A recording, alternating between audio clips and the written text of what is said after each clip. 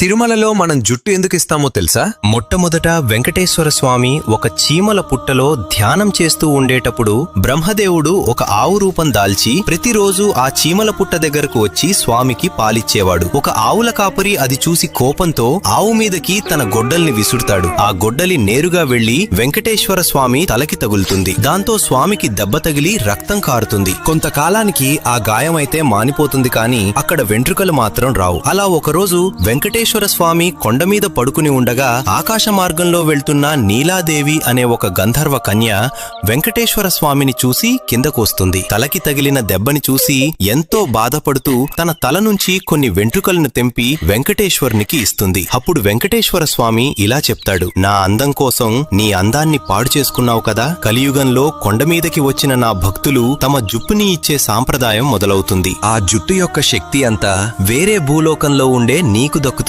అని చెప్తారు. ఇంతకీ తిరుమలలో ఇచ్చే మన జుట్టుని ఏం చేస్తారో తెలిస్తే కామెంట్ చేయండి. తెలియకపోతే గోవింద గోవింద అని కామెంట్ చేయండి.